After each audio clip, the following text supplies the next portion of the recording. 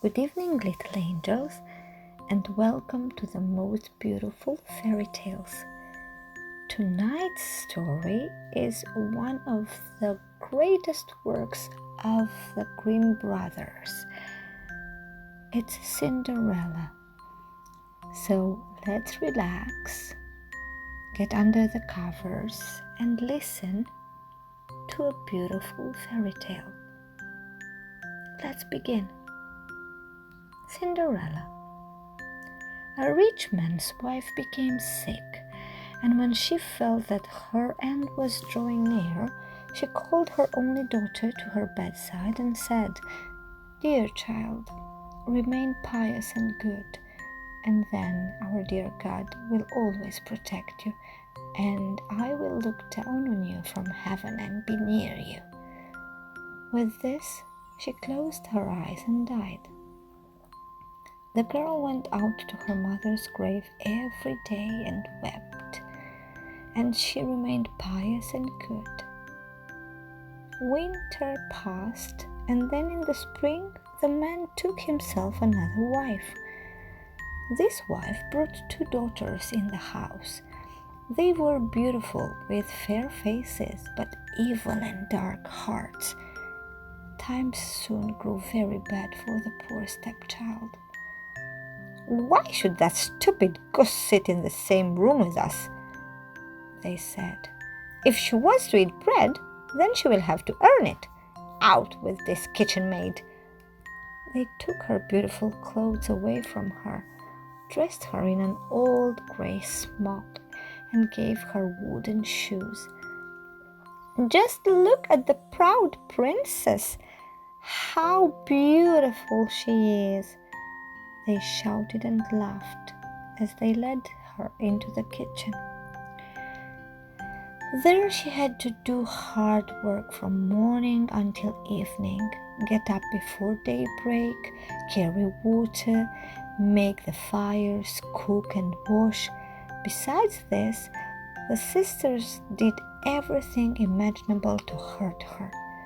They made fun of her, scattered peas and lentils into the ashes for her so that she had to sit and pick them out again. In the evening, when she had worked herself weary, there was no bed for her. Instead, she had to sleep by the hearth of the ashes.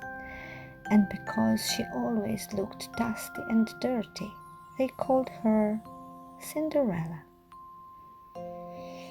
One day it happened that the father was going to the fair, and he asked his two stepdaughters what he should bring back for them.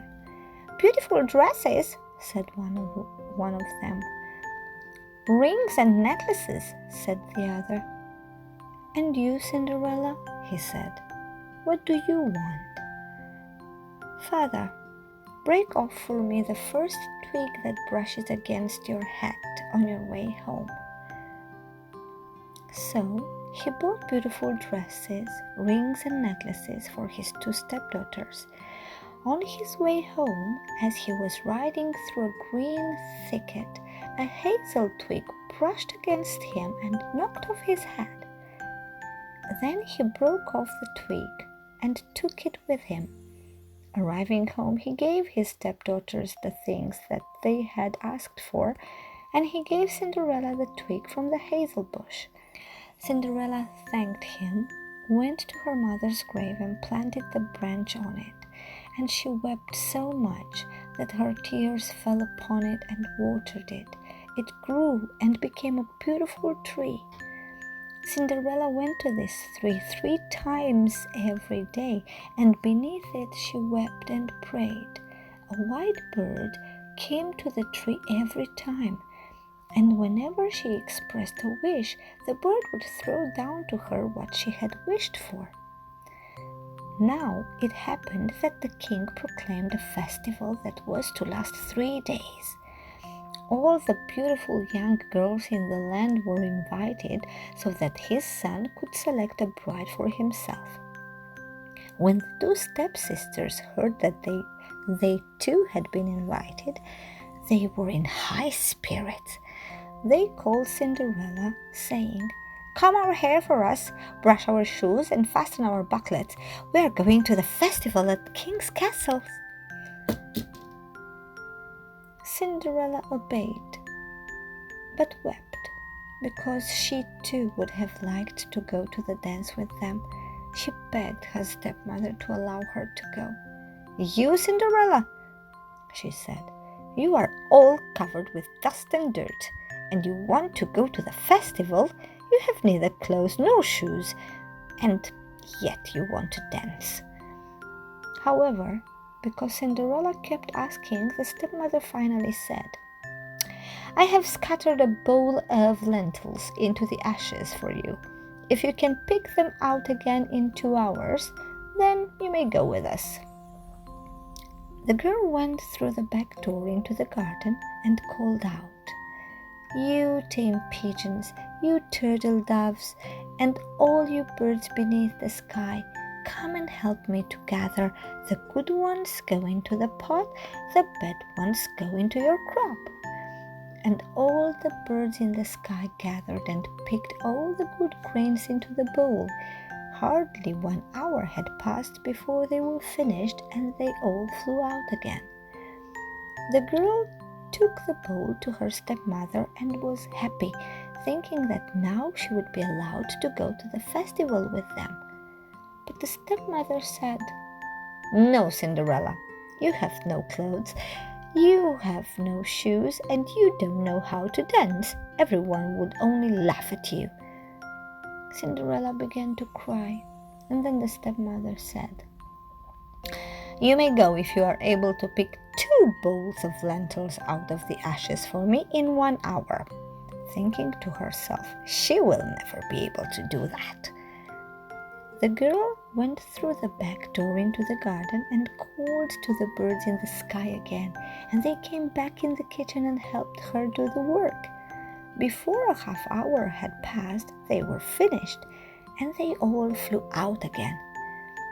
The girl took the bowls to her stepmother and was happy, thinking that now she would be allowed to go to the festival with them. But the stepmother said, "It's no use. You're not coming with us, for you have no clothes and you don't know how to dance.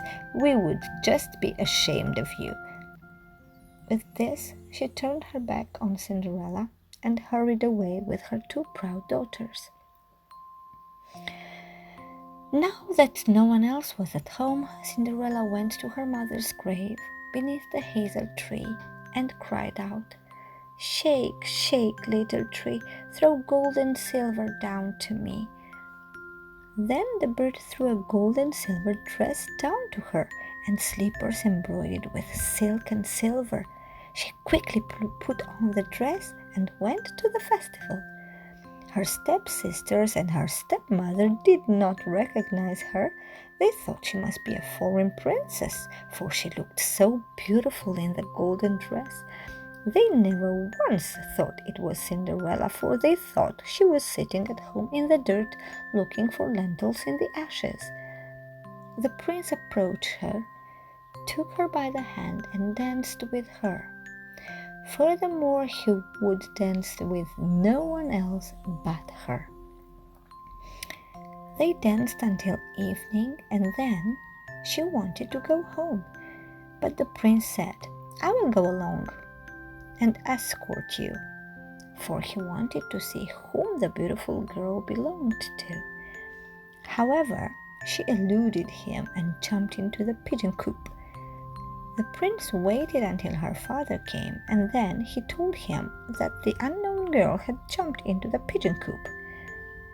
The old man thought, could it be Cinderella? He went and looked for her, but did not find her. When they got home, Cinderella was lying in the ashes, dressed in her dirty clothes. A dim little oil lamp was burning in the fireplace. The next day, when the festival began anew, and her parents and stepsisters had gone again, Cinderella went back to the tree and got a new beautiful dress, went to the ball and impressed all the guests with her beauty. The prince had waited until she came, then immediately took her by the hand and danced only with her. When evening came, she wanted to leave, and the prince followed her, wanting to see into which house she went. But she ran away from him and into the garden behind the house, and the prince did not know where she had gone. He waited until her father came home, then said to him, "The unknown girl has eluded me, and I believe she has climbed that tree." The father thought, could it be Cinderella? But no one was in the tree. When they came to the kitchen, Cinderella was lying there in the ashes as usual, for she had jumped down from the other side of the tree, had taken the beautiful dress back to the bird in the hazel tree, and had put on her grey smock. On the third day, when her parents and sisters had gone away, Cinderella went again to her mother's grave and said to the tree, "Shake, shake, little tree, throw gold and silver down to me." This time the bird threw down to her a dress that was more splendid and magnificent than any she had yet had, and the slippers were of pure gold. When she arrived at the festival in this dress, everyone was so astonished that they did not know what to say. The prince danced only with her. When evening came, Cinderella wanted to leave, and the prince tried to escort her, but she ran away from him so quickly that he could not follow her. The prince, however, had set a trap. He had had the entire stairway smeared with pitch. When she ran down the stairs, her left slipper stuck in the pitch. The prince picked it up. It was small and of pure gold. The next morning he went with it to the man and said to him, "No one shall be my wife except for the one whose foot fits this golden shoe." The two sisters were happy to hear this, for they had pretty feet. With her mother standing by, the older one took the shoe into her bedroom to try it on. She could not get her big toe in it, for the shoe was too small for her. So the mother gave her a knife, saying, "Cut off your toe. When you're gonna be the queen, you no longer need to go on foot." The girl cut off her toe, forced her foot into the shoe, swallowed the pain, and went out to the prince. The prince looked at her foot and saw how the blood was running from it, saying that she was not the right one and that the other sister should try on the shoe. The second sister went into her bedroom and got her toes into the shoe all right, but her heel was too large. The mother gave her a knife and told her, "Cut a piece of your heel. When you're queen, you will no longer have to go on foot." The girl cut a piece of her heel, forced her foot into the shoe, swallowed the pain, and went out to the prince. He looked down at her foot and saw how the blood was running out of her shoe, so he said, "This is not the right one either. Don't you have another daughter?" "No," said the man. "There is only a little Cinderella from my first wife, but she cannot possibly be the bride." The prince told him to send her to him, but the mother answered, "Oh, no, she's much too dirty. She cannot be seen." But the prince insisted on it, and they had to call Cinderella. She first washed her hands and face clean, and then went and bowed down before the prince, who gave her the golden shoe. She sat down on a stool, pulled her foot out of the heavy wooden shoe, and put it into the slipper, and it fitted her perfectly. When she stood up, the prince looked into her face, and he recognized the beautiful girl who had danced with him. So he cried out, "She is my true bride!" The prince took Cinderella onto his horse and rode away with her to his palace. There they had the most wonderful wedding and lived happily ever after. Good night.